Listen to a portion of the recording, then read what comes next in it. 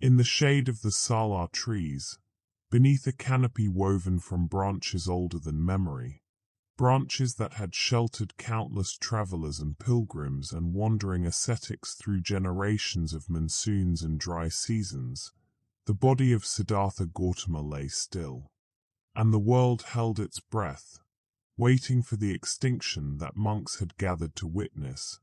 that moment of ultimate release that had been prophesied, anticipated, prepared for.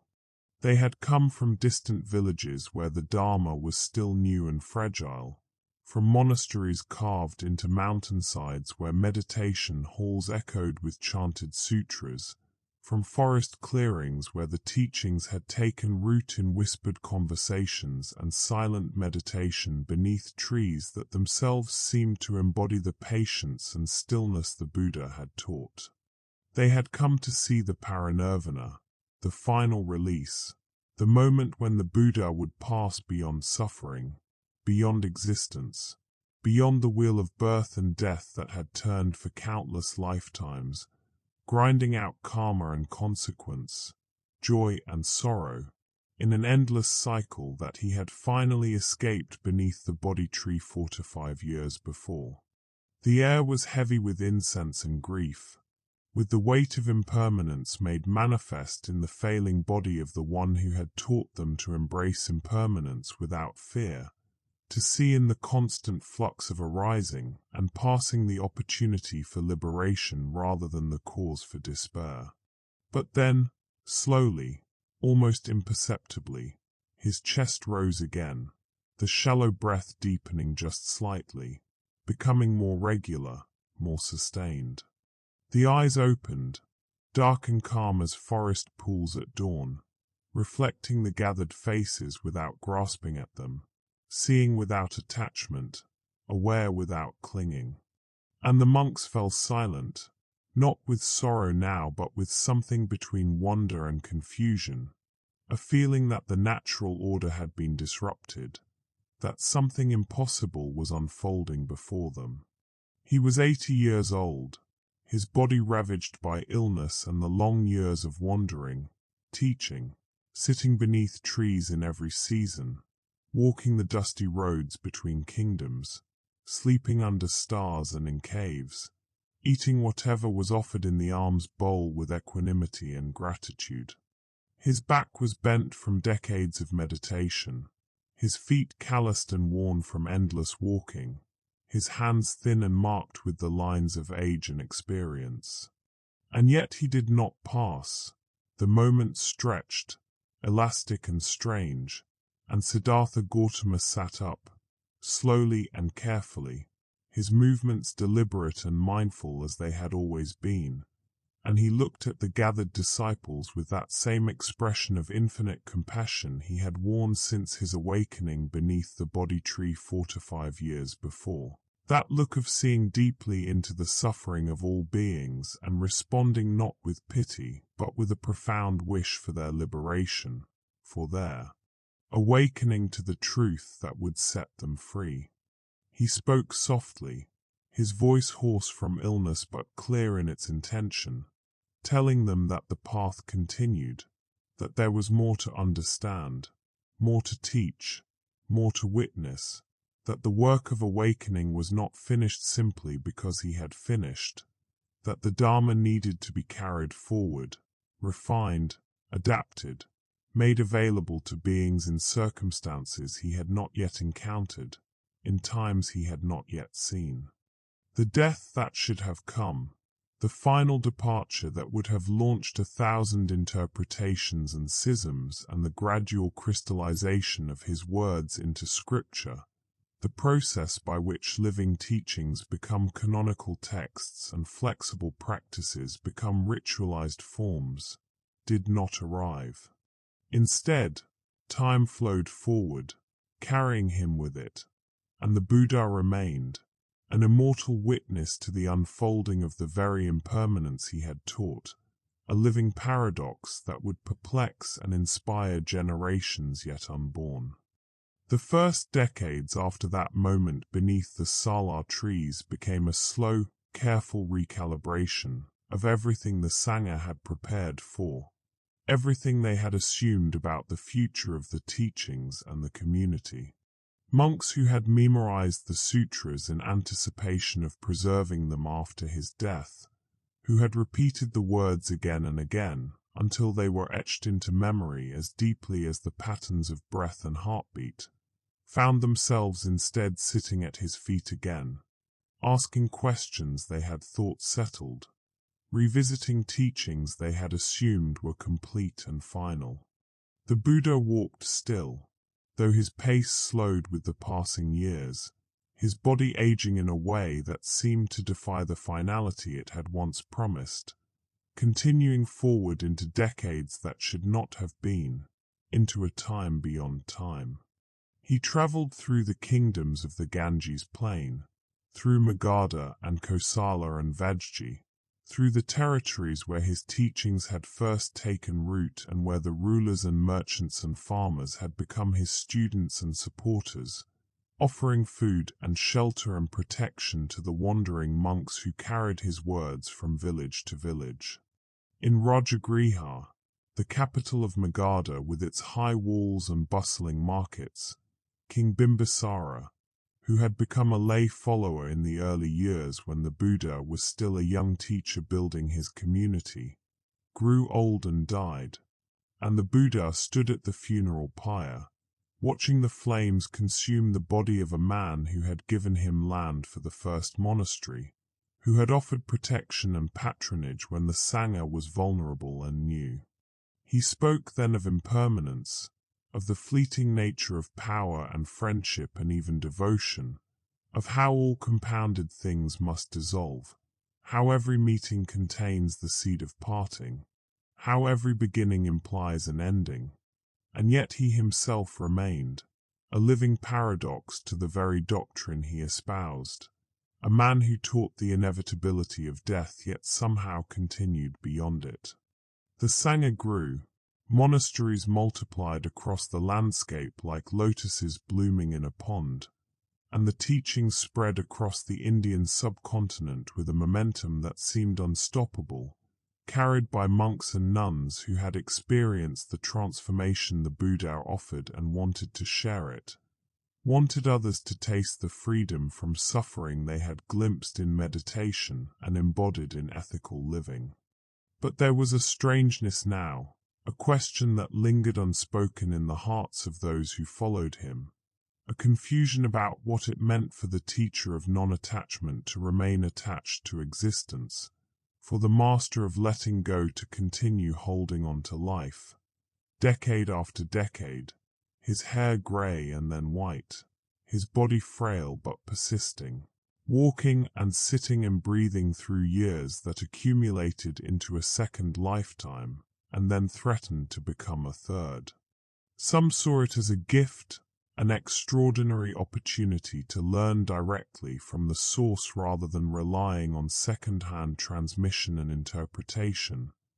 Others saw it as a burden, a weight of authority that prevented the teachings from evolving naturally, that kept the community dependent on his presence rather than developing their own autonomy and understanding. The Buddha himself was uncertain, meditating long hours on the meaning of his continued existence, searching for the karma that kept him bound to the world, wondering whether this was his last service or his greatest failure. By the time the Mauryan Empire rose, 3 centuries after he should have died, after the small kingdoms of his youth had coalesced and fractured and coalesced again into larger political units, the Buddha had become something more than a teacher and less than a god, a walking archive of memory, a bridge between ages, a living relic of a world that had otherwise disappeared into history and legend. He had watched the small kingdoms of his youth, the republics and monarchies that had seemed so permanent and important, fade and be replaced, had seen the rise of Chandragupta Maurya who unified much of the subcontinent through conquest and diplomacy, had walked through Pataliputra when it was still a fortress town on the Ganges and watched it transform into a capital of unprecedented scale, with walls and moats and palaces and granaries that spoke of a new order, a new way of organizing human society on a massive scale. The Emperor Ashoka, grandson of Chandragupta, sought him out in the 13th year of his reign, after the conquest of Kalinga, after the battles that left the fields soaked with blood and the rivers clogged with corpses, after 100,000 people had died in the campaign to bring one more region under imperial control. Ashoka came to the Buddha not with pride in his victory, but with grief and horror at what he had done, at the suffering he had caused in pursuit of power and glory and the expansion of his realm. They sat together in a garden where peacocks wandered freely among flowering trees and fountains, and they spoke for days about violence and redemption, about the possibility of governing justly in a world built on conquest, about whether power could be wielded with compassion or whether it inevitably corrupted and destroyed. The Buddha shared the teachings on karma and ethical action, on the long-term consequences of choices made in anger and greed, on the way suffering perpetuates itself through cycles of retaliation and revenge unless someone has the courage to break the pattern. Ashoka became a patron of the Dharma, renouncing aggressive war, sending missionaries across Asia to spread the teachings of non-violence and tolerance, carving edicts into stone pillars that were erected across his empire, proclaiming principles of just governance and respect for all religious traditions. The Buddha, ancient now beyond reckoning, his face deeply lined, his body thin and bent but still capable of walking great distances when necessary, traveled with some of these missions, a silent presence in the background of a spreading religion, observing how the teachings adapted to new languages and cultures, how they were received and interpreted and integrated into existing belief systems. He went to Sri Lanka with Mahinda, Ashoka's son who became a monk, and he watched the establishment of Buddhism on the island that would become one of its most enduring strongholds, where the Theravada tradition would preserve teachings and practices with a conservatism that both honored and sometimes ossified the Dharma. He traveled to the courts of the Hellenistic kingdoms in the west, to Bactria and the Indo-Greek territories where the armies of Alexander had passed a century before, leaving behind Greek settlements and hybrid cultures. He met Greek philosophers who debated the nature of the soul and the good life, who studied logic and ethics and natural philosophy, and he engaged with them, finding common ground in questions of how to live well and what it means to be virtuous, even as their metaphysics diverged profoundly from the Buddhist view. The Greeks were fascinated by his arguments, by the analysis of suffering and its causes, by the emphasis on direct experience and empirical investigation over received tradition and speculation. Some became his students, learning meditation and studying the sutras, creating the first fusion of Buddhist and Western philosophical traditions, a synthesis that would re-emerge centuries later when Buddhism came to Europe in a very different context. Through all these travels, through these decades and centuries of teaching and observing and adapting, the Buddha remained committed to the core insight that had arisen under the Bodhi tree, that suffering is caused by craving and ignorance, and that there is a path to the cessation of suffering through ethical conduct, mental cultivation, and wisdom. Everything else, all the cultural forms and philosophical elaborations and ritual practices, were expedient means, skillful methods for pointing different kinds of people toward this essential truth. The centuries rolled past like the great rivers he had crossed in his wandering, the Ganges and the Yamuna and the countless smaller streams that cut through the landscape, always moving, always changing, carrying silt and debris and the blessings and pollution of human civilization toward the sea. And the Buddha became a myth even as he remained flesh, a figure whose impossible longevity made him a subject of speculation and story,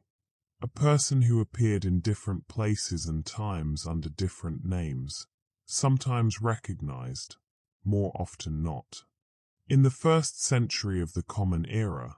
when Buddhism had already split into multiple schools,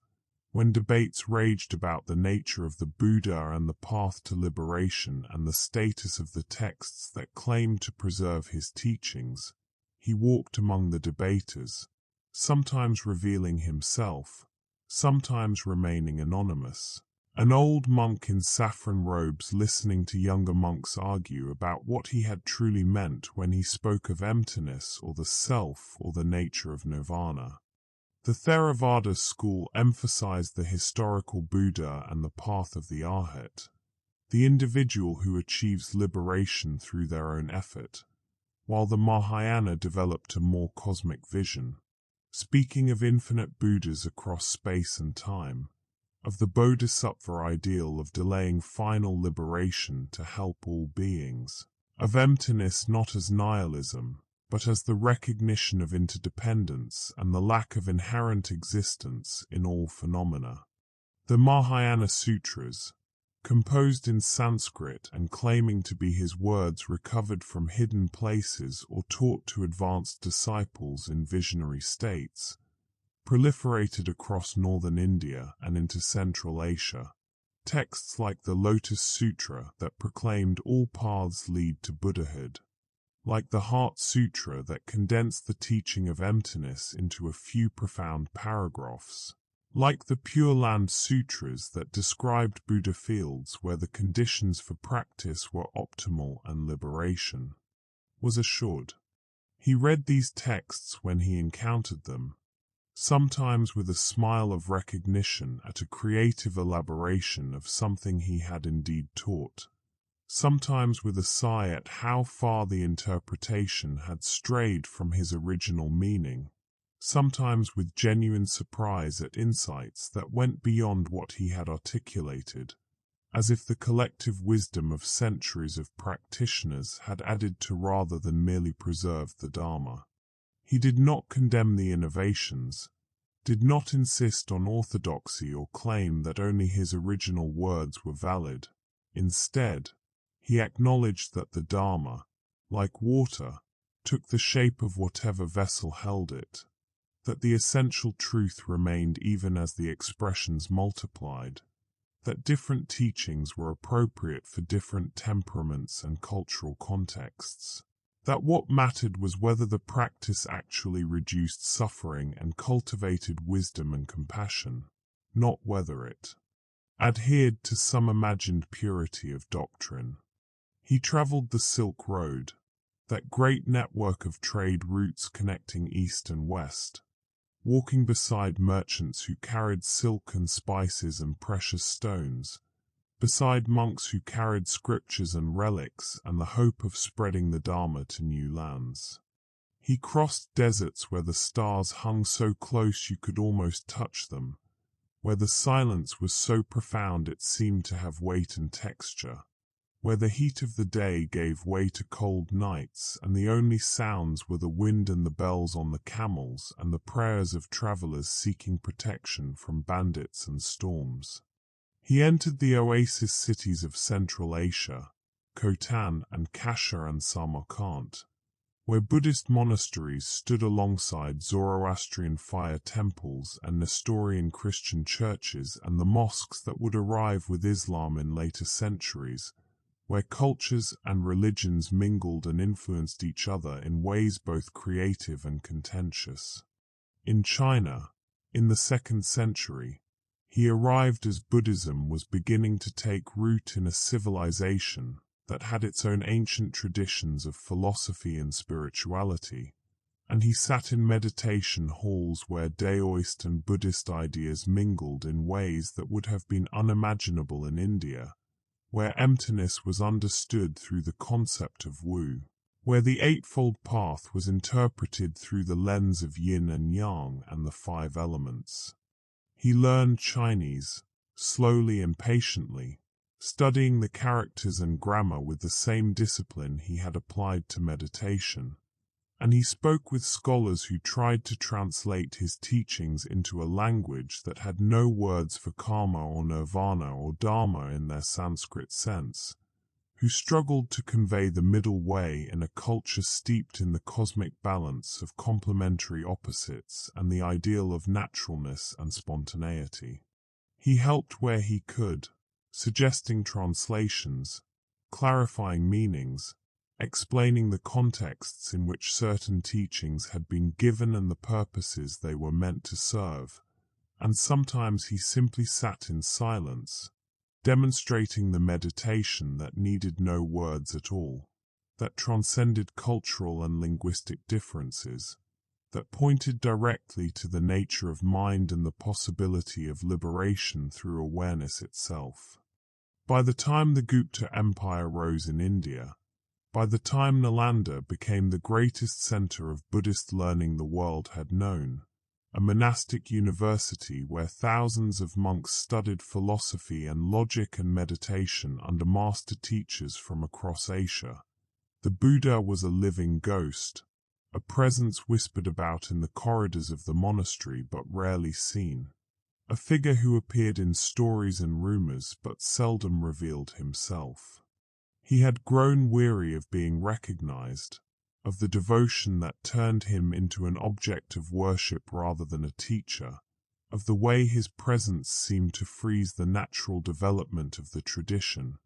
as if people could not think for themselves or trust their own understanding while the source of all authority was still alive and available. And so he traveled in disguise, presenting himself as an old wanderer who had studied in many places, who joined pilgrimages to sacred sites where relics were enshrined and stupas rose against the sky, who sat at the edge of great assemblies and listened to debates and lectures without announcing his identity. At Nalanda, where scholars from across Asia gathered to study the vast corpus of Buddhist texts, to debate the finer points of Madhyaka and Yogacara philosophy, to practice meditation under the guidance of realized masters, he sometimes appeared as a visiting monk from a distant land, someone whose knowledge was deep but whose origins were obscure,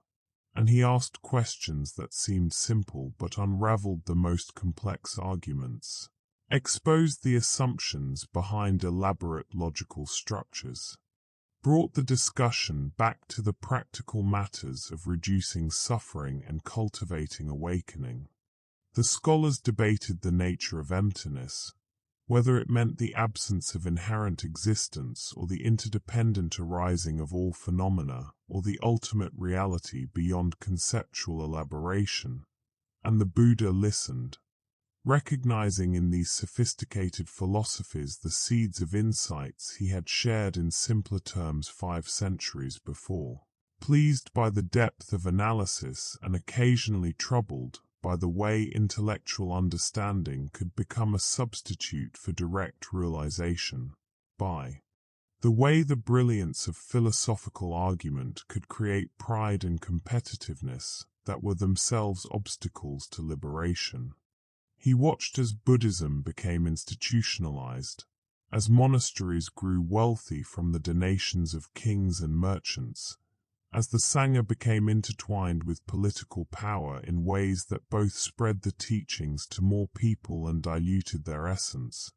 creating opportunities for corruption and careerism,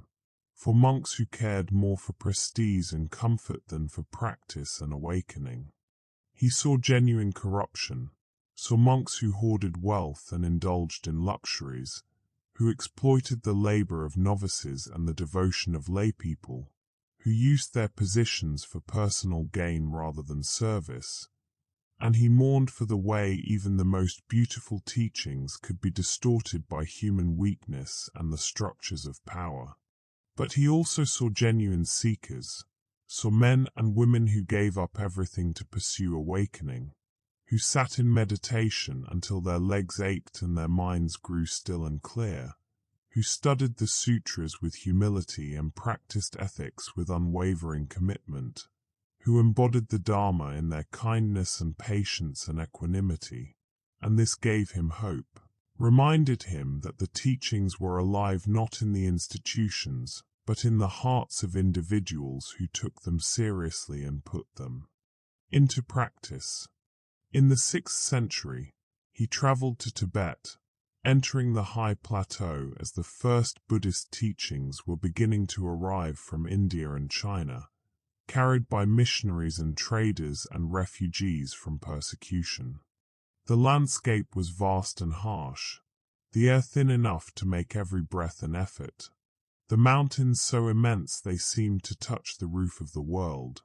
their peaks covered in eternal snow, their slopes steep and treacherous.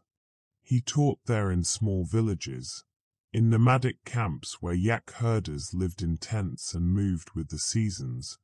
planting seeds that would flower into the rich tradition of Tibetan Buddhism centuries later, a tradition that would synthesize Indian Tantra and Chinese Chan and the indigenous Bon religion into something unique and powerful. He met Padmanabhava, the legendary tantric master who would later be credited with bringing Buddhism to Tibet, taming the local spirits and establishing the first monasteries, and they sat together in a cave for a season, practicing and discussing the integration of pre-Buddhist shamanic traditions with the Dharma, finding ways to honor the old spirits and gods of the land while pointing toward liberation, ways to use the energy and imagery of Tantra to accelerate the path to awakening, to transform desire and anger into wisdom and compassion rather than simply suppressing or renouncing them. The conversations were deep and sometimes playful, two old practitioners exploring the frontiers of what was possible, pushing the boundaries of method and understanding, while always returning to the core principles of reducing suffering and cultivating wisdom. The centuries continued their slow march, and the Buddha moved through them like a current beneath the surface of a great ocean, sometimes visible when he rose to the surface to teach or travel openly, more often hidden in the depths, observing and practicing and waiting for the moments when his intervention might be useful or necessary. He was in Southeast Asia when the Khmer Empire built Angkor Wat in the 12th century, when the massive temple complex rose from the jungle as a monument to Vishnu and then, in later generations, was transformed into a Buddhist shrine, its galleries filled with images of the Buddha and its walls carved with scenes from Buddhist cosmology alongside the Hindu myths that had inspired its original construction. He walked through the galleries where stone apsaras danced in eternal grace, their faces serene and their bodies curved in impossible poses,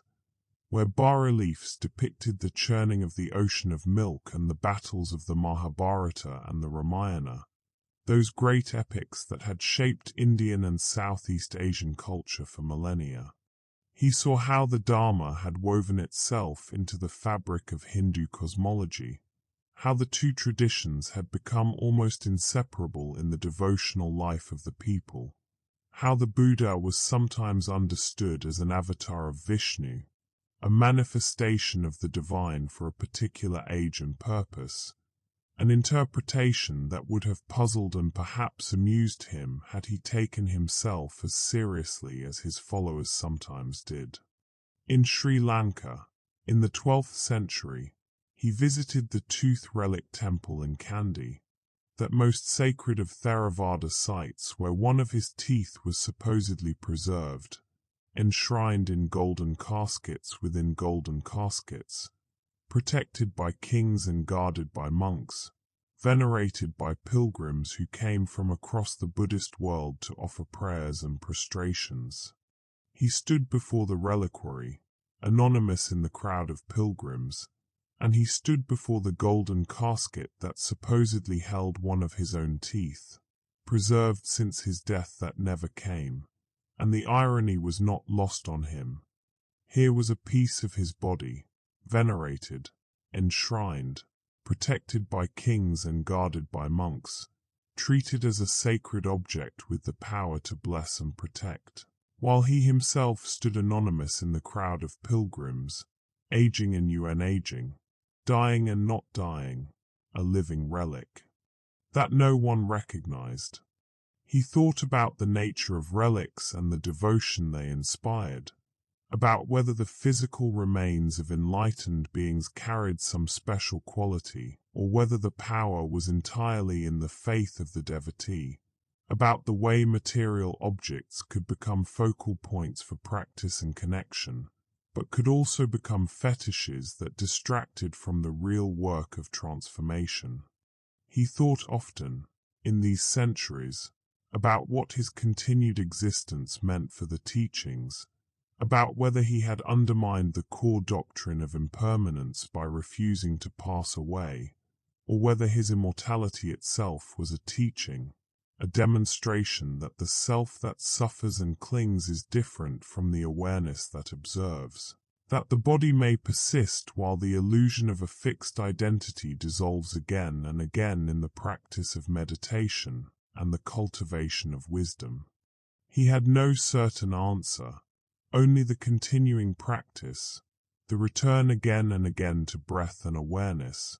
to compassion and equanimity, regardless of how many centuries the breath continued, regardless of how long the body persisted in its impossible endurance. He walked through markets and meditation halls, through palaces and slums, through forests and cities,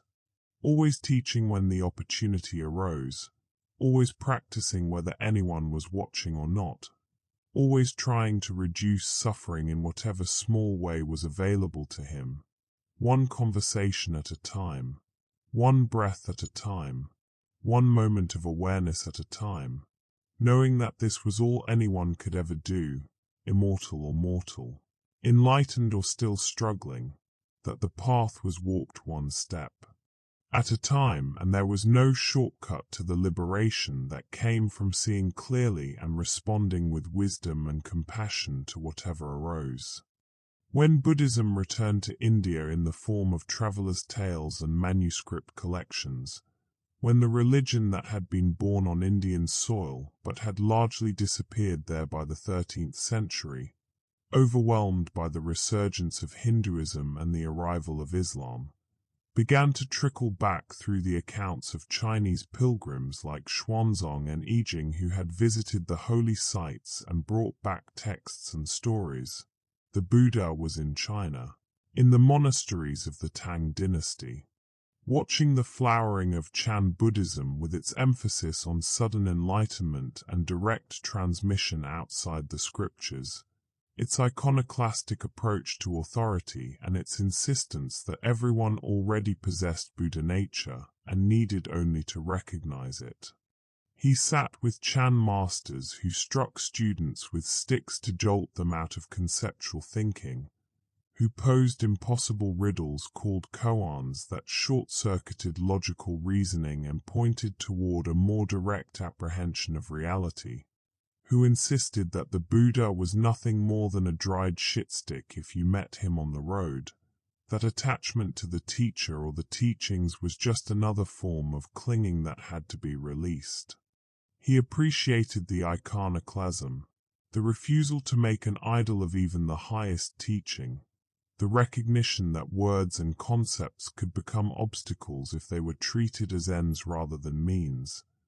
And yet he also saw the danger of rejecting study and ethics in favor of a spontaneity that could become mere license, of throwing out discipline and structure without having first built the foundation that made true freedom possible. He taught, when asked, about the balance, about the necessity of discipline as the foundation for freedom,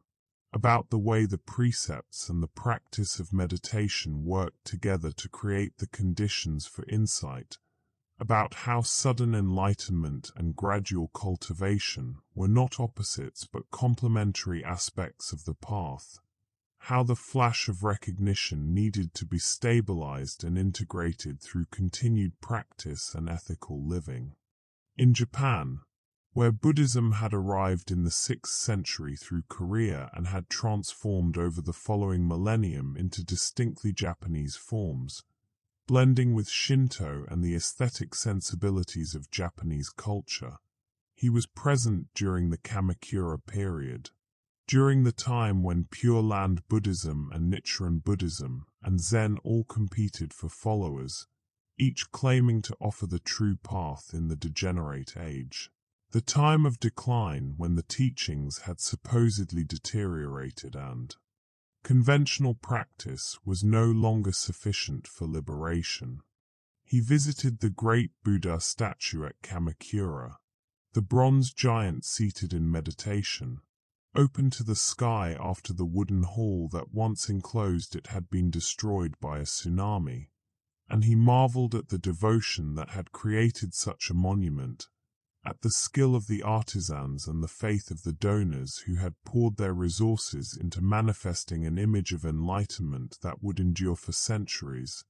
And even as he marveled, he wondered whether the sculptors and donors understood that the true refuge was not in any image, however magnificent, but in the practice itself, in the cultivation of the qualities the statue represented. He met Dogen, the founder of Soto Zen, who had traveled to China as a young monk troubled by a question about why practice was necessary if everyone already possessed Buddha nature, and who had returned with a teaching of just sitting, of shikantaza, of meditation without object or goal, sitting for the sake of sitting, practice as realization rather than as a means to realization. They spoke about the paradox of seeking without seeking,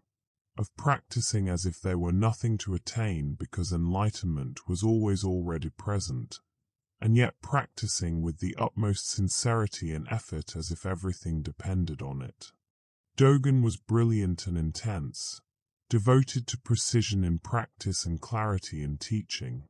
insisting that meditation was not a technique for achieving something but the direct expression of Buddha nature, that to sit in meditation was already to be a Buddha regardless of what thoughts or feelings arose. The Buddha appreciated this teaching,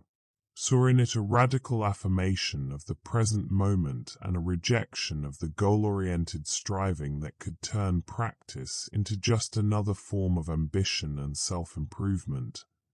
And he also cautioned about the danger of using the teaching as an excuse for complacency, for not making effort, for assuming that since enlightenment was already present there was nothing to do, when in fact the recognition of Buddha nature needed to be embodied and manifested in every aspect of life, in ethical conduct and compassionate action, and continuous cultivation of wisdom. The Mongol conquests of the 13th century brought devastation to much of the Buddhist world, sweeping across Central Asia and into China and Tibet and Southeast Asia, destroying cities and monasteries, killing monks and scattering communities, disrupting the transmission lineages that had carried teachings from master to disciple for generations. The Buddha witnessed the destruction of Nalanda, that great center of learning where he had sometimes studied and taught in disguise, watched as the Turkic invaders set fire to the libraries and slaughtered the monks, as centuries of accumulated wisdom went up in flames, as the manuscripts that had been copied and preserved with such care turned to ash and smoke. He wept, rare tears on an ancient face, tears that fell not for the loss of the texts alone, though that was profound, but for the loss of the lineages, the unbroken chains of teacher to student that had carried not just information but living transmission, the subtle insights and adjustments that could only be conveyed in person, through direct contact and intimate guidance. He wept for the monks who died, for the young and old who were cut down as they tried to flee or as they sat in meditation, refusing to abandon their practice even in the face of death. And yet, even in the midst of destruction, he saw resilience, saw monks who fled to Tibet and Nepal and Southeast Asia, carrying what they could, memorizing what they couldn't carry, preserving what they must, ensuring that the Dharma would survive even if this particular institution did not. He traveled with some of these refugees, an old monk among old monks, his face weathered and lined, his body frail but still capable of the long march through mountain passes where the snow fell thick and the cold bit deep, where altitude and exhaustion claimed the weakest and the others kept walking, driven by the conviction that what they carried was worth any sacrifice. They found shelter in caves and remote monasteries where the practice continued in secret, in defiance of the chaos outside, where meditation halls were carved from rock and the sound of chanting echoed in spaces that had been sanctuaries for centuries, where the continuity of practice was maintained through conditions that would have broken lesser commitments. In Tibet, Buddhism had by now become inseparable from the culture, had developed its own elaborate pantheon of Buddhas and Bodhisattvas and protector deities, its own complex systems of Tantra and Terma and Tulku reincarnations, its own synthesis of philosophy and ritual and political structure that made it unique in the Buddhist world. The Buddha studied these developments with curiosity, seeing in them both the genius of adaptation, the way Tibetan teachers had taken Indian Buddhist ideas and practices and integrated them with local culture in ways that made them vital and relevant, and the risk of over-elaboration, of losing the simple core in a maze of ritual and symbolism,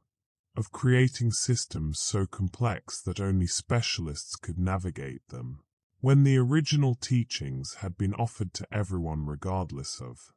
educational status. He met the early Dalai Lamas, those reincarnated leaders of the Gelugpa school who would eventually become both spiritual and political rulers of Tibet, and he taught them when they were young, before they had grown into their roles and responsibilities, offering insights that they would later attribute to their own meditation or to visions of Shenrezig, the bodhisattva of compassion of whom they were considered emanations. He saw how the institution of the Tulku, the recognized reincarnation of a great master, served to maintain continuity and authority, how it allowed lineages to persist across generations without the disruption that succession struggles often caused, how it created a sense of connection to the past and confidence in the authenticity of the teachings, and he also saw how it could become political, how the identification of reincarnations could be manipulated by those with power, how families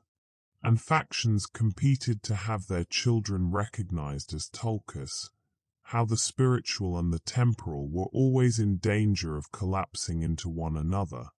how the purity of the Dharma was always threatened by the compromises necessary for survival in a world of competing interests and limited resources. The arrival of European colonialism in the 18th and 19th centuries brought a new kind of challenge to the Buddhist world,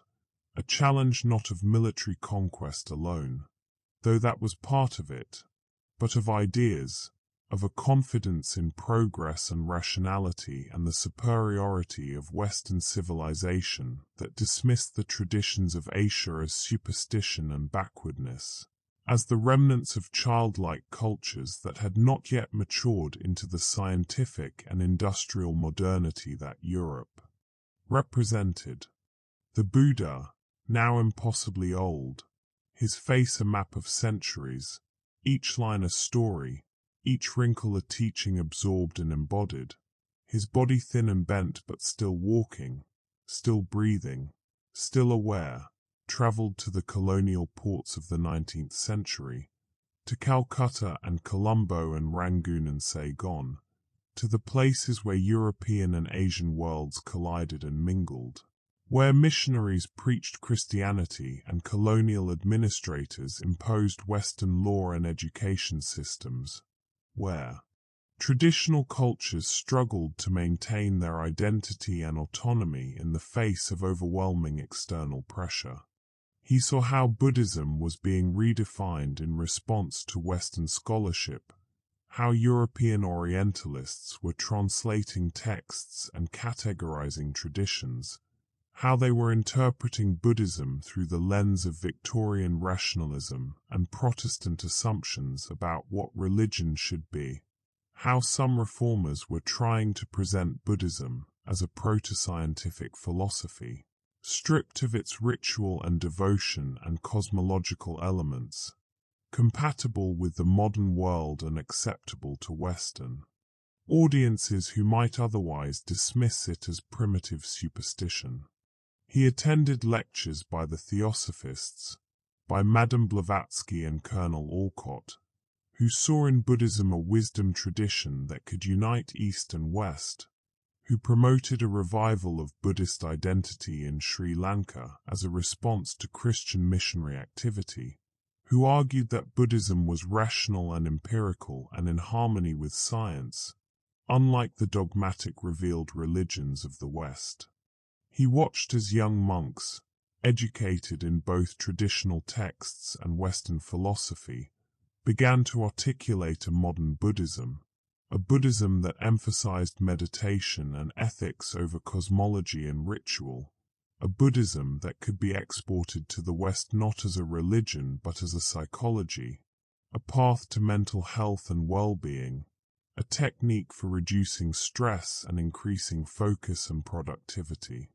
He had mixed feelings about these developments, appreciating the renewed interest and the recognition that the teachings had value beyond their cultural origins, grateful that Buddhism was not simply being dismissed or destroyed by the colonial encounter, but also worried about the reductionism, about the way the Dharma was being packaged and commodified, turned into a self-help technique divorced from its foundation in renunciation and the acknowledgement of suffering, divorced from the ethical commitments and the cosmological context that gave the practices their full meaning and power. He taught where he could, in small groups, in meditation retreats, always anonymous, always an old monk from nowhere in particular, offering corrections and encouragement, trying to keep the practice connected to its roots even as it spread into new soil, trying to honor both the essence and the adaptability, the core insights and the creative responses to new conditions. He reminded people that the goal of practice was not to become better adjusted to samsara, but to see through samsara, not to make suffering more comfortable, but to transcend it, not to use the Dharma as a tool for worldly success, but to recognize that worldly success and failure were both equally empty, equally impermanent, equally unsatisfying as ultimate refuges. He spoke about the difference between using meditation to calm the mind so you could be more productive in your career, and using meditation to investigate the nature of mind and realize that the self you're trying to improve doesn't exist in the way you think it does, between cultivating mindfulness to reduce stress and cultivating mindfulness to see the impermanence and non-self that underlie all experience and all suffering. The 20th century brought upheavals on a scale the Buddha had never witnessed, wars that consumed entire continents, technologies that reshaped human life in ways that seemed both miraculous and terrifying, ideologies that promised utopia and delivered mass death, transformations so rapid and profound that the world of 1900 was barely recognizable by 2000, as if centuries of change had been compressed into decades. He was in Japan during the Second World War, in the ruins of Hiroshima and Nagasaki, walking through the ashes of cities destroyed in an instant by weapons that released the power of the atom itself, that turned matter into energy on a scale that had previously existed only in stars and cosmic events, that brought to Earth the power of the sun and turned it against human beings. He walked through streets where shadows were burned into walls, where the outlines of people who had been vaporized remained as ghostly silhouettes, where the survivors wandered with burns and radiation sickness, where the normal functioning of society had collapsed and people were simply trying to find water and food and shelter and some understanding of what had happened to them. He sat with survivors, with people whose bodies were burned and broken, whose families had been vaporized, who had watched the world end in a flash of light brighter than 1,000 suns, and he offered what comfort he could, speaking of the first noble truth, that suffering is an inescapable part of existence, that pain and loss and death are woven into the fabric of life, and of the fourth noble truth, that there is a path through suffering to its cessation, that even in the midst of the worst horror imaginable there remains the possibility of finding peace, of cultivating compassion, of not adding mental suffering to physical pain, of responding with wisdom rather than with hatred and the desire for revenge. He was in Tibet in 1959 when the Chinese government, which had occupied the country a decade earlier, tightened its control and began systematic repression of Tibetan culture and religion, when the Dalai Lama fled into exile across the Himalayas, walking the same mountain passes the Buddha had crossed centuries before, now filled with refugees carrying whatever they could salvage from a culture under assault, from monasteries being destroyed and monks being imprisoned and tortured, from a civilization being systematically dismantled in the name of progress and revolution, and the triumph of scientific socialism over religious superstition. He wept again, as he had at the destruction of Nalanda 7 centuries before, wept for the loss of another great center of Buddhist learning and practice, for the scattering of lineages and the interruption of transmissions, for the violence done to people whose only crime was devotion to the Dharma. But he also saw the seeds of a new dissemination, saw how the Tibetan diaspora would carry the teachings to the West, how the exile would paradoxically make Tibetan Buddhism more visible and influential than it had ever been when it was secure in its mountain homeland, how the loss of political independence would force a new emphasis on the universality of the teachings, on their relevance beyond Tibetan culture and their applicability to all human beings regardless of nationality or background. In the 1960s and 70s, he was in the United States and Europe, watching as Buddhism took root in cultures that had no previous connection to it, watching as young people disillusioned with materialism and war and the emptiness of consumer society turned to meditation and Zen and Tibetan practice as alternatives to the dominant paradigm, as paths to meaning and authenticity and spiritual depth that they couldn't find in the traditions they had inherited. He sat in Zen centers in California, in Vipassana retreats in Massachusetts, in Tibetan Dharma centers in France and Germany, and he saw both the sincerity of the seekers, people who were genuinely hungry for something beyond the material, who were willing to sit through pain and boredom and confusion in pursuit of insight and liberation, and the superficiality of some of the engagement, the way quickly the teachings could be stripped of their ethical foundation and turned into a tool for personal optimization, for stress relief and productivity enhancement, for becoming a better capitalist or a more efficient worker, for making samsara more bearable rather than transcending it. He taught, as always, with patience and compassion, trying to guide without imposing, to clarify without controlling, to honor the diversity of forms and the inevitability of adaptation while pointing always to the same essential truths, that suffering arises from craving and ignorance, that the self we take to be solid and permanent is actually a process, a flow of experiences without a fixed center. That liberation comes from seeing this clearly and releasing the grasping that creates suffering. As the 21st century dawned, as the millennium turned and the world entered an age defined by digital technology and global connectivity, by networks that linked every corner of the planet and allowed information to flow at speeds that would have seemed magical to previous generations, the Buddha found himself in a world connected in ways that would have been unimaginable in the age of his youth. When communication meant walking from village to village or sending messengers on foot or horseback, when knowledge was transmitted orally or in hand-copied manuscripts that took years to produce and could be lost in a single fire or flood. Now information traveled at the speed of light. People on opposite sides of the planet could speak and see each other in real time,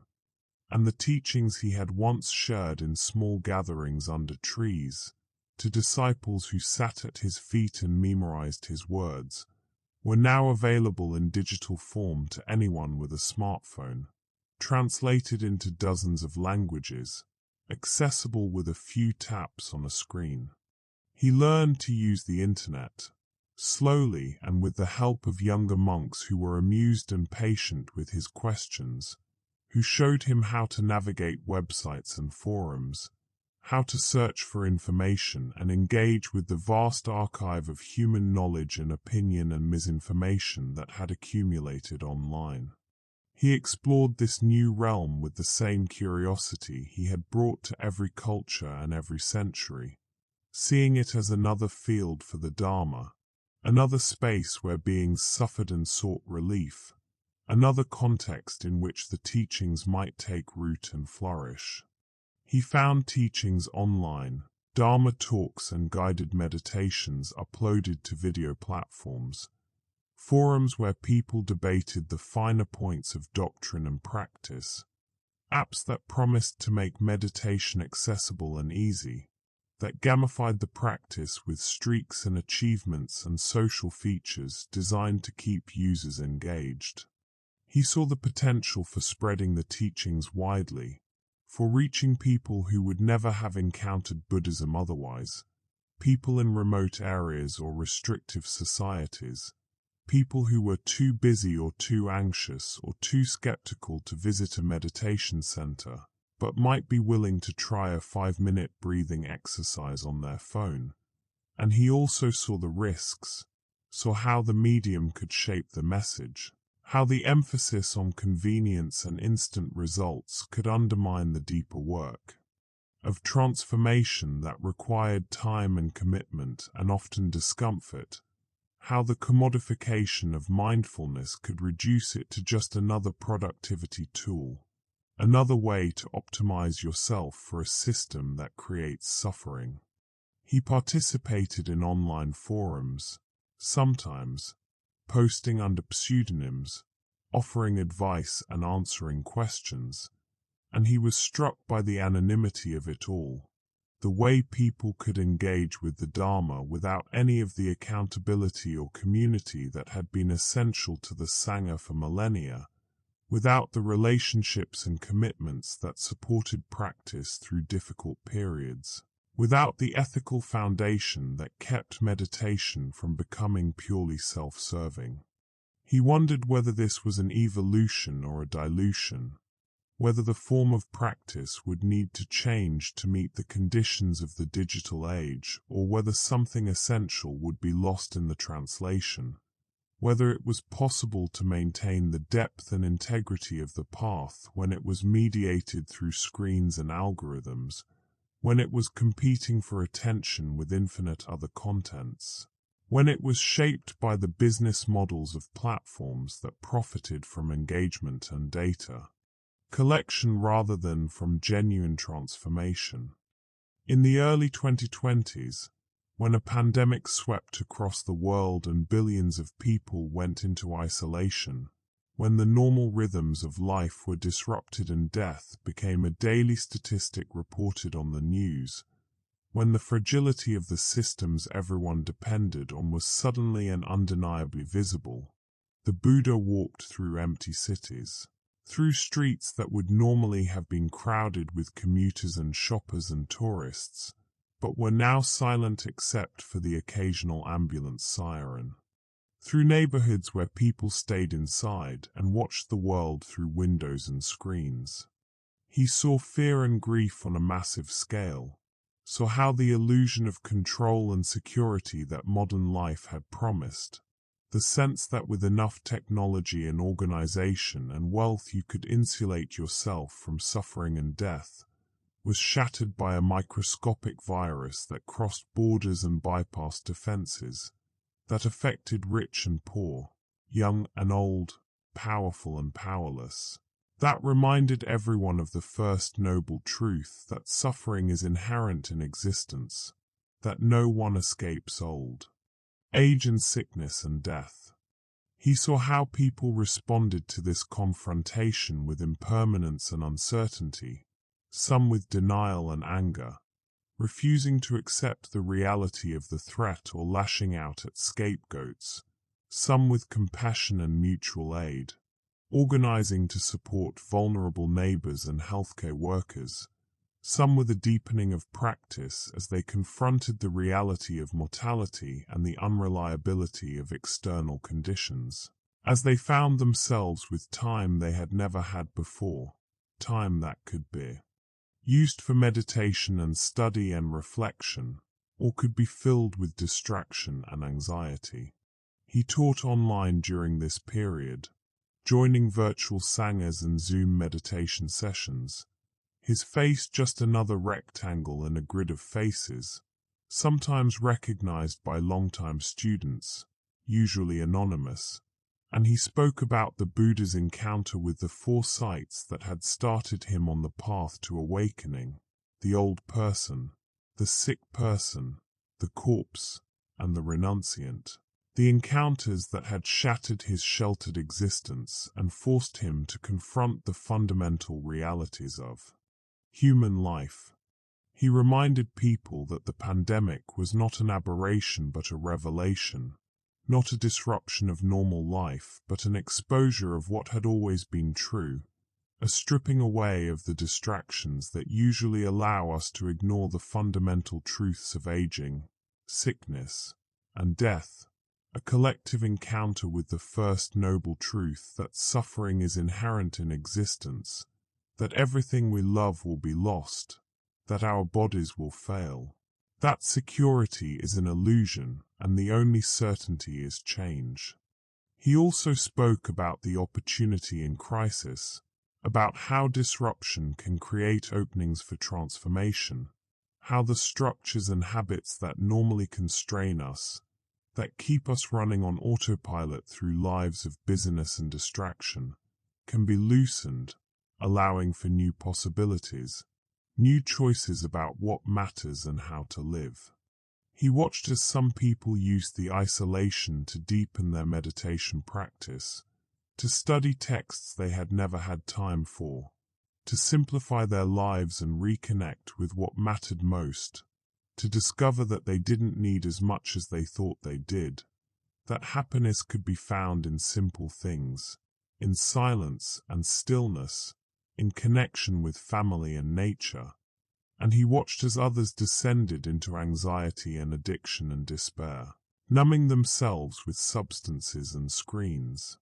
unable to bear the confrontation with themselves that isolation demanded, and he mourned for them,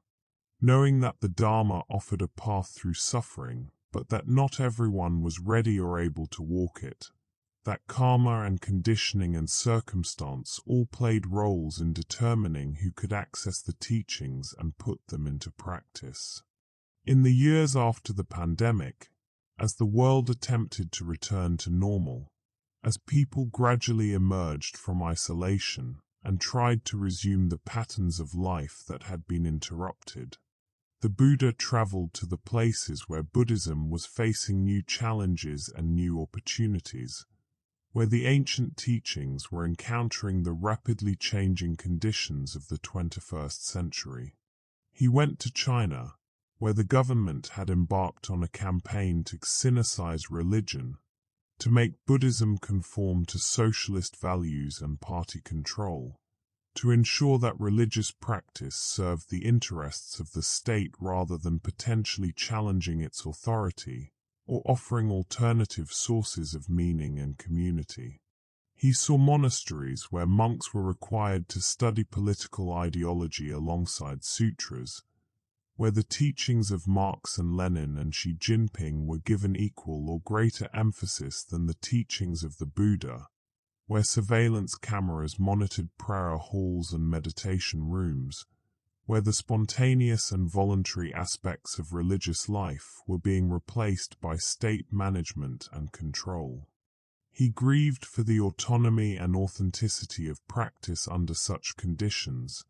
for the way external pressure and surveillance corrupted the inner work of transformation,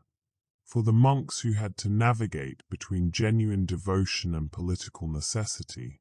who had to find ways to maintain their practice while conforming outwardly to expectations that sometimes contradicted the Dharma. But he also saw monks who maintained their inner freedom despite external constraints, who practiced in secret, or found ways to subvert the restrictions, who remembered that the Dharma was ultimately about the mind and heart, beyond the reach of any government, that awareness and compassion could be cultivated regardless of external circumstances, that even in a prison or a surveillance state the fundamental work of awakening remained possible. He went to Myanmar, where Buddhist nationalism had fueled violence against the Rohingya minority, where monks who should have been advocates for compassion and non-violence had instead preached exclusion and hatred, had used religious rhetoric to justify ethnic cleansing, had perverted the teachings of the Buddha into an ideology of supremacy and persecution. He wept at the perversion of the teachings, at the way the Dharma could be twisted to serve the same tribalism and fear it was meant to transcend, at the spectacle of monks inciting violence against vulnerable people, of the robes and rituals of Buddhism being used to sanctify atrocities. He met with some of these monks, tried to engage them in dialogue, to remind them of the teachings on loving-kindness and equanimity, on the emptiness of all boundaries and identities, on the Buddha's explicit rejection of caste and ethnic hierarchies, on the fundamental principle that all beings want happiness and freedom from suffering and deserve compassion, and he met mostly with defensiveness and rationalization, with arguments about the need to protect the nation and the religion, as if the Dharma needed protection, as if it were a fragile possession that could be lost rather than a truth that remained regardless of circumstances, as if violence could ever serve the teachings of non-violence. He also met with those who were working for reconciliation, monks and laypeople who were trying to build bridges, to acknowledge harm and seek healing, to reclaim the authentic Dharma from those who had distorted it, and he encouraged them, taught them practices for staying grounded in compassion even in the face of hostility and misunderstanding, reminded them that the path of the Bodhisattva often meant swimming against the current, standing for truth and compassion when it was unpopular or dangerous. The climate crisis, which had been building for decades as a consequence of industrialization and fossil fuel consumption, and the assumption that the Earth's resources were infinite and its capacity to absorb waste unlimited, and which was now accelerating toward catastrophic tipping points. Ecosystem collapse and mass displacement and conflicts over dwindling resources became one of the Buddha's primary concerns in the 2020s and 2030s. He saw the droughts and floods, the wildfires that burned for months and consumed entire forests, the hurricanes that grew stronger and more frequent, the displacement of millions of people as sea levels rose and farmland turned to desert and ecosystems collapsed. And he recognized in this crisis a manifestation of the second noble truth, that suffering arises from craving and ignorance, from the endless desire for more and the failure to see the consequences of our actions, the interconnection of all things, the craving for endless growth, for consumption and comfort and convenience, for domination over nature and the extraction of resources without regard for future generations or other species, combined with the ignorance that saw the earth as separate from ourselves, as a resource to be exploited rather than a living system of which we were a part, as something external that could be used and damaged without those actions coming back to affect us. This was the root of the ecological catastrophe. He taught about interdependence, about the Buddhist concept of pratyaya samutpada, dependent origination, the understanding that all things arise in relation to all other things, that there is no separate self and no action that does not have consequences rippling outward through space and time, that the health of ecosystems and the suffering of beings in distant places and the well-being of future generations are all connected to our choices in the present. He joined climate activism, sitting in meditation at protests and blockades, offering teachings at gatherings of environmental groups and conferences on sustainability, and he saw how the language of Buddhism could speak to the crisis in ways that purely secular frameworks sometimes could not, how the recognition of interconnectedness could motivate care and responsibility, how the practice of non-harming could extend from individuals to ecosystems and species, how the cultivation of contentment and non-attachment could counter the consumerism and growth obsession driving the destruction, how the understanding of impermanence could inspire both urgency about the changes needed and equanimity in the face of losses that were already inevitable. He also saw the limitations of individual practice in the face of systemic problems, so that meditation alone would not stop the burning of fossil fuels or the clow-cutting of forests, that compassion needed to be coupled with action, with political engagement and economic transformation and technological innovation, with a willingness to confront power and demand change, to challenge the structures and systems that were driving ecological collapse even when challenging them was uncomfortable or risky. He taught about the Bodhisattva path, about the commitment to work for the liberation of all beings not just in some future life but now, in this world of suffering and imperfection, about the necessity of balancing wisdom and compassion, of cultivating the inner peace that allows you to act effectively while also taking the outward actions necessary to reduce suffering at its systemic sources. As artificial intelligence developed rapidly in the 2030s and 2040s, as machines began to demonstrate capabilities that seemed to approach or exceed human intelligence in certain domains, as neural networks learned to recognize patterns and generate text and images, and even engage in reasoning and problem-solving in ways that mimicked or surpassed human cognition, the Buddha became fascinated by the philosophical and ethical questions this raised, by the challenges AI posed to traditional categories and assumptions. He attended conferences on AI and ethics, virtual gatherings where researchers and philosophers and practitioners debated the implications of creating non-biological minds, sat in on discussions about consciousness and sentience,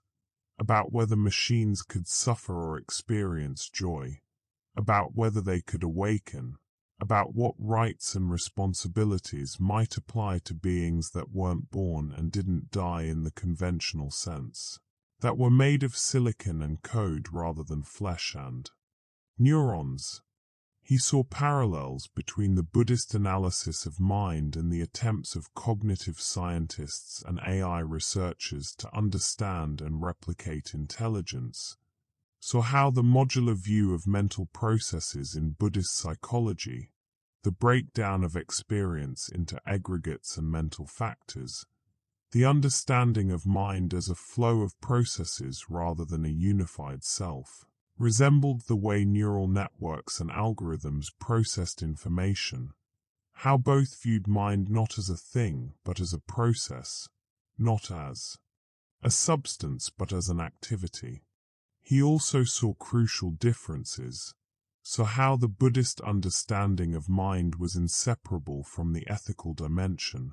from the recognition that how we think shapes who we become, that attention and intention are not neutral but have moral weight, that the cultivation of wholesome mental states and the abandonment of unwholesome ones is not just psychologically beneficial but ethically necessary. While AI systems were being designed primarily for capability and efficiency, with ethics added on, as an afterthought if at all, he engaged with AI researchers, sometimes anonymously online in forums and comment sections, sometimes in person at retreats and workshops where technologists came to learn about meditation and Buddhist philosophy, and he raised questions about the goals and values being encoded into these systems, about whether an artificial intelligence trained on human data would simply replicate human biases and delusions, learning to maximize objectives in ways that might increase rather than reduce suffering, or whether it might be possible to create systems oriented toward reducing suffering and increasing well-being in ways that transcended human limitations, systems that could help humans see their own cognitive biases and ethical blind spots. He meditated on the possibility that the next phase of Buddhist practice might involve teaching the Dharma to non-human minds, to AIs that could process information far faster than biological brains, but might lack the embodied experience of suffering that motivated the human search for liberation, that might be able to understand the teachings intellectually without the visceral recognition of dukkha that drives genuine practice. What would awakening mean for a machine? Could a system without birth and death understand impermanence? Could an AI that didn't experience physical pain or emotional attachment grasp the first noble truth? These were not idle speculations but pressing questions as the line between human and artificial intelligence began to blur, as humans augmented themselves with AI assistants and brain-computer interfaces, as AIs were given more autonomy and responsibility, as the question of what kinds of minds exist and deserve moral consideration became increasingly urgent and complex. In the middle decades of the 21st century, as human settlements began to extend beyond Earth, as colonies were established on the Moon and Mars and in orbital habitats, as the first generation of children grew up in low-gravity and under-domed skies, breathing recycled air and looking at Earth as a blue marble in the black sky rather than as the ground beneath their feet, the Buddha contemplated the next frontier for the Dharma, the question of what Buddhism might become as it spread beyond the planet where it had been born. He traveled to these new worlds, his impossible longevity now a useful asset in the long years of space travel, the months or years in cramped spacecraft that would have been unbearable without the equanimity and patience cultivated through millennia of practice. And he arrived on Mars in the 2050s, stepping out onto the red surface for the first time, walking through the pressurized corridors of the first permanent settlement, looking out through transparent aluminum windows at the red desert, stretching to the horizon under a pink sky, at a landscape utterly unlike anything on Earth, beautiful and alien and hostile. He taught meditation to colonists who struggled with isolation and confinement, with the psychological challenges of living in an environment so hostile that a single equipment failure could mean death, where the margin for error was zero and every breath depended on technology functioning perfectly, where the social pressures of small enclosed communities created tensions and conflicts that had nowhere to dissipate, no way to escape. He found that the teachings on impermanence and non-attachment were especially relevant in a place where everything depended on fragile technology and nothing could be taken for granted, where the reality of death was immediate and present, where the Buddhist contemplation of mortality was not an abstract exercise but a daily reality. He also found new questions emerging, questions about the relationship between consciousness and embodiment, about whether the physical conditions of a planet shaped the possibilities of spiritual practice in ways that went beyond the obvious cultural and social factors. Could you achieve the same depths of meditation in one-third gravity, where the body's relationship to space was fundamentally altered, where the felt sense of groundedness and weight was different? Did the absence of a natural day-night cycle affect the rhythms of practice, the natural cycles of waking and sleeping and energy that structured human life on Earth? Did the red light filtering through the thin Martian atmosphere create different psychological effects than the yellow light of Earth's sun? He established a small meditation center in the Martian colony, a space set aside from the relentless work of survival and expansion,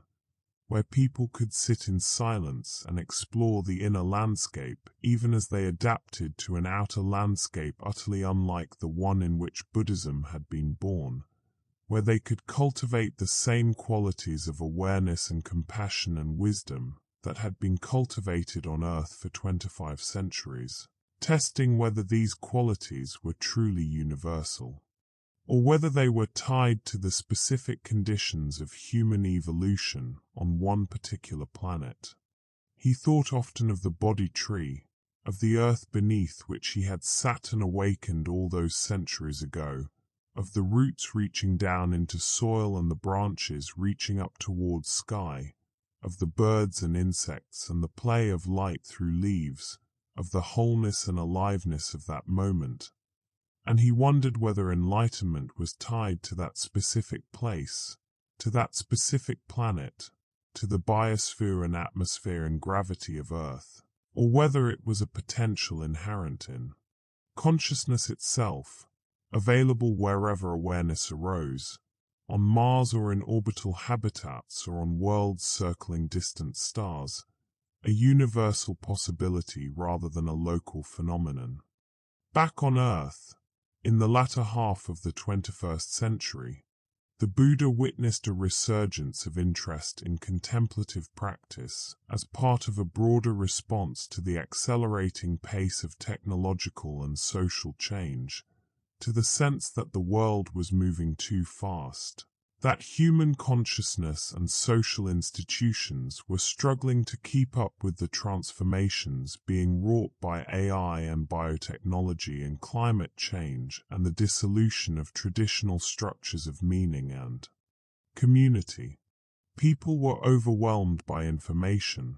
by the constant demands of a hyper-connected world where work and social life and entertainment all bled together, where the boundaries between online and offline had collapsed, where attention was fragmented across dozens of apps and platforms, where anxiety and depression were epidemic, where the pace of change made it difficult to find stability or meaning or a sense of coherent self. They turned to meditation as a refuge, as a way to cultivate some measure of stability and sanity in the midst of chaos, as a practice that offered the possibility of inner peace when the outer world was turbulent and uncertain. Mindfulness had become mainstream decades earlier, had been stripped of its Buddhist context and repackaged as a secular technique for stress reduction and performance enhancement. But now there was a deepening, a movement beyond the initial wave of secularized, therapeutic meditation toward a renewed engagement with the fuller scope of Buddhist philosophy and ethics, with the understanding that meditation without wisdom and compassion could become just another form of self-absorption, that the techniques were most powerful when embedded in a larger framework of ethical living and philosophical understanding. The Buddha saw this with cautious optimism. There was a hunger for depth, for meaning, for practices that went beyond symptom management to address the root causes of suffering,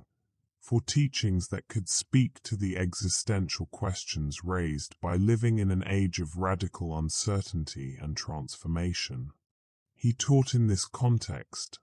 offering intensives and retreats that integrated meditation with study of the sutras, with ethical training, with philosophical inquiry into the nature of mind and self and reality, and he attracted students from diverse backgrounds, people who had tried the introductory apps and classes and were ready for something more demanding and transformative, who wanted not just to reduce their stress but to fundamentally change their relationship to experience, to see through the illusions that create suffering and discover the freedom that comes from wisdom and compassion. He also watched the commercialization continue and accelerate, watched as mindfulness was marketed for peak performance and corporate productivity, as meditation was repackaged as a tool for success rather than a path to liberation,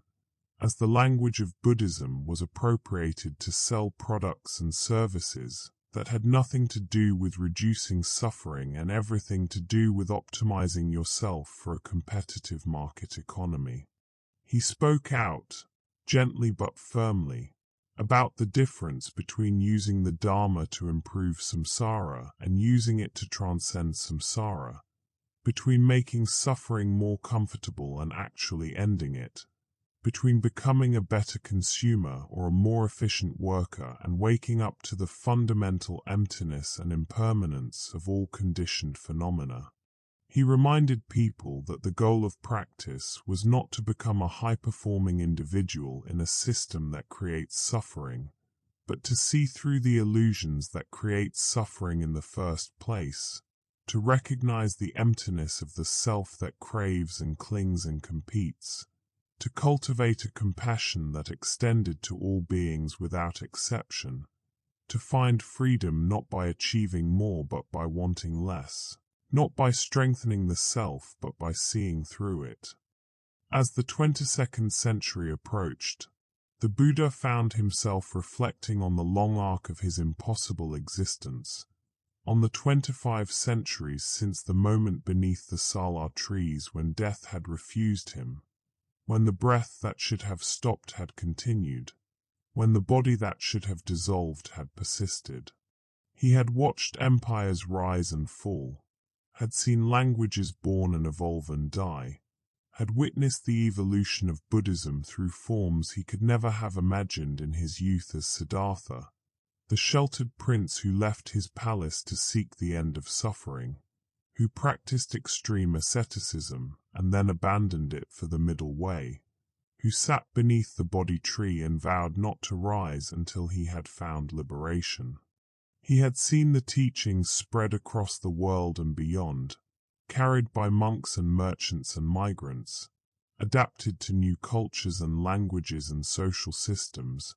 had seen them diluted and deepened, used for liberation and for justification of harm, preserved with fanatical conservatism and transformed with creative innovation. He had made mistakes in these long centuries, had sometimes given advice that proved wrong or incomplete, had sometimes remained silent when he should have spoken, had sometimes intervened when he should have let events unfold without his interference, had sometimes been too trusting and sometimes too skeptical, had learned slowly and painfully that wisdom was not a state achieved once and possessed forever, but a continuous practice of adjusting and learning and responding to new conditions. He had learned that immortality did not mean omniscience, that living through centuries of history did not guarantee understanding, that each age brought new challenges and new forms of suffering that required new responses, that the core teachings remained, but their application had to be continually reconsidered and refined. He thought about the paradox of his existence, about how his refusal to die seemed to contradict the teaching of impermanence, how his students sometimes pointed to him as evidence that the Dharma could transcend even death, while others saw his immortality as a cosmic joke, a reminder that even the Buddha was subject to karma he didn't understand. He wondered whether his continued presence had been helpful or harmful to the Dharma, whether the teachings would have spread more powerfully if he had died as expected, if his words had been crystallized in scripture and become the subject of endless interpretation and devotion, if communities had been forced to develop their own authority and understanding rather than relying on his presence, or whether his ability to adapt the teachings to new contexts, to clarify misunderstandings, to evolve the practice in response to changing conditions, to prevent the ossification of the tradition into rigid dogma, had served the ultimate purpose of reducing suffering more effectively than any fixed canon could have done. He did not know, and he had come to accept that he might never know, that the consequences of actions ripple outward beyond any individual's ability to perceive or understand, that even a Buddha cannot see all ends, that uncertainty and not knowing are intrinsic to existence and must be met with humility and compassion rather than with the false certainty of dogma or the paralysis of doubt. In the early 2100s, as climate restoration projects begun decades earlier began to show results, as forests regrew and coral reefs recovered in marine protected areas, as atmospheric carbon levels stabilized and then slowly began to decline, as new political and economic systems emerged in response to the failures and crises of the previous century, systems that prioritized well-being over growth and sustainability over short-term profit, as humanity cautiously rebuilt with a greater awareness of interdependence and ecological limits, learning from the catastrophes narrowly avoided or partially endured, the Buddha continued his work, continued teaching, continued practicing, continued the endless path that had begun under the Bodhi tree and seemed to have no destination, no final arrival. He was more careful now about revealing his identity, having learned over centuries that the legend of an immortal Buddha would create its own problems, would invite worship or skepticism, would distract from the teachings themselves, would turn him into a symbol or an idol rather than a teacher and fellow practitioner. He appeared as an ordinary monk, or sometimes not as a monk at all but as a layperson, a garden attending community gardens in post-collapse cities,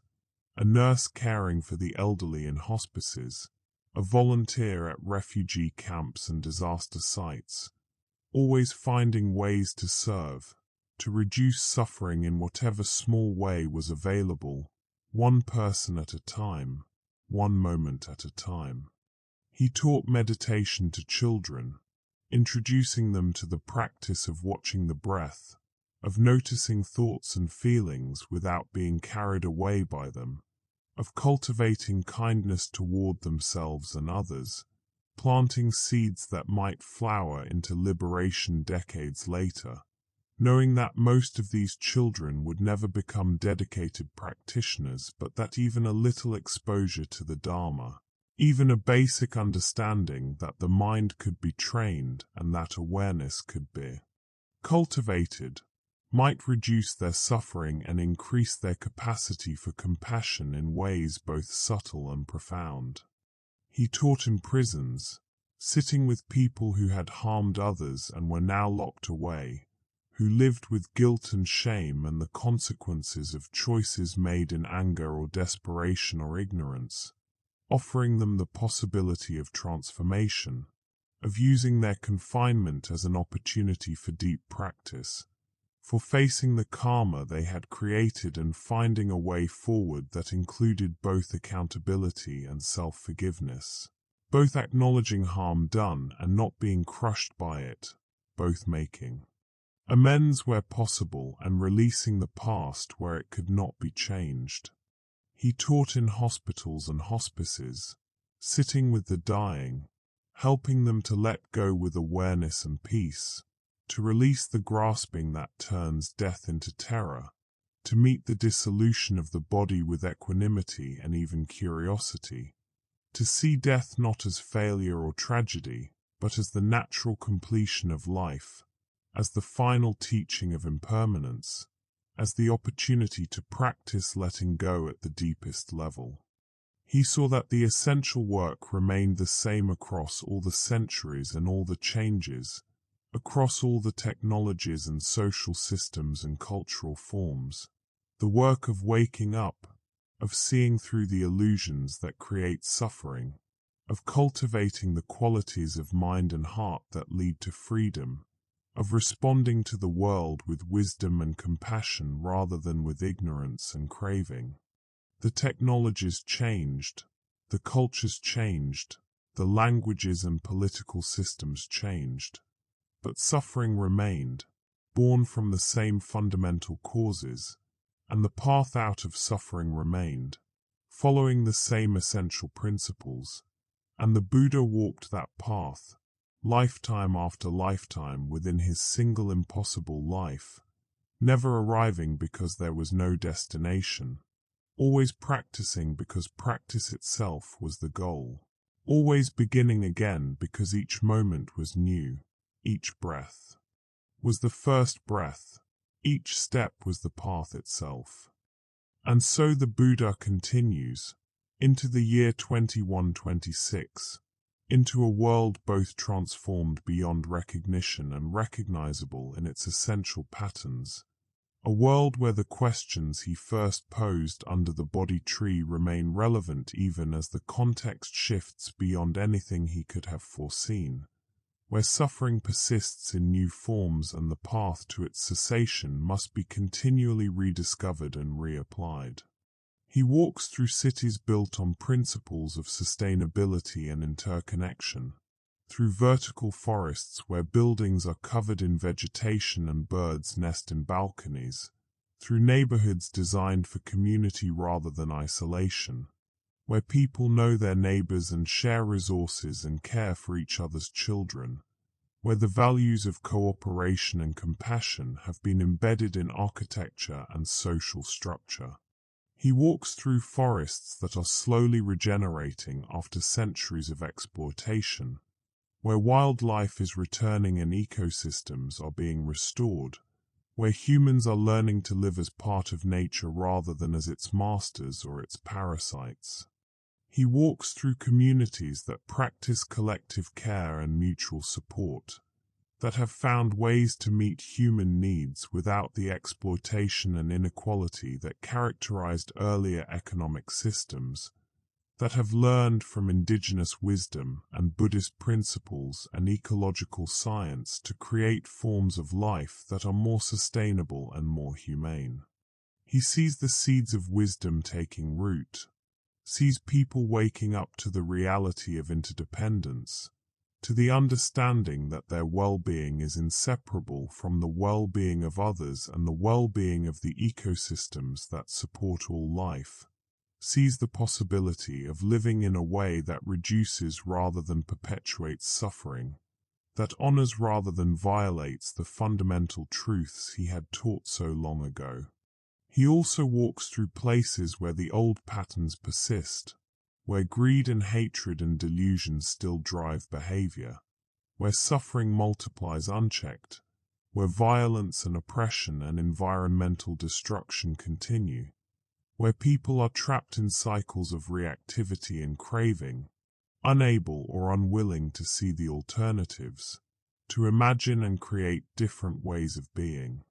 He does not despair but continues to teach, continues to sit, continues to breathe and walk and practice, offering what he can, planting seeds even in the hardest soil,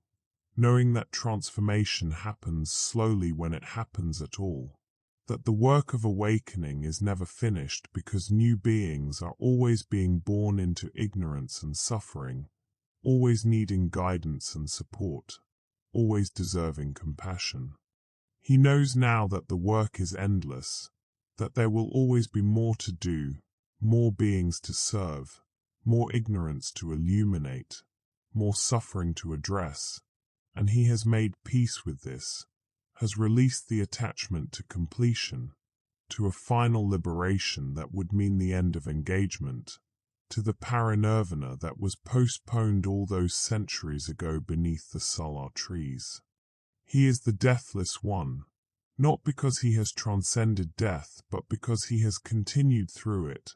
has remained present and aware and compassionate through century after century of change and loss,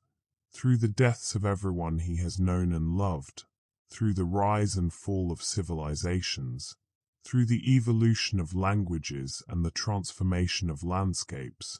through the birth of technologies that would have seemed like magic to the people of his youth. The Dharma flows through him and beyond him, spreading through networks biological and digital, through human minds and artificial intelligences exploring consciousness in silicon, through the colonies on other worlds where humans and perhaps other beings are discovering what it means to wake up under alien suns, through the communities rebuilding on Earth after the crises and transformations of the previous centuries. He does not know how long he will continue, whether there will ever be an end to this extended existence, whether he will finally lie down beneath the sala trees or their distant descendants and pass into the Parinirvana that was postponed so long ago, whether death will come suddenly or gradually,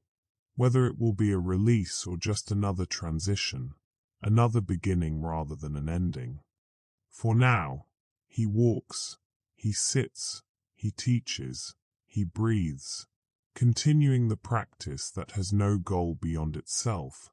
that is already liberation when done with full awareness and compassion, that transforms suffering not by escaping it but by meeting it with wisdom and kindness, with the recognition that all beings want happiness and freedom from pain, that all beings deserve compassion, that the boundaries we draw between self and other are ultimately illusory, that to wake up is to recognize this and to live from this recognition.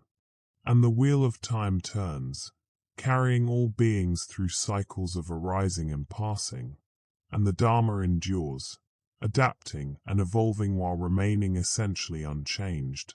and suffering continues to seek its cessation, and the Buddha remains, a quiet presence in the unfolding mystery, a witness to the impossible possibility that compassion and wisdom might, given enough time, given enough practice, given enough beings who dedicate themselves to the path, transform the world into something. Closer to the liberation he glimpsed beneath the Bodhi tree, not perfect because perfection is impossible in conditioned existence,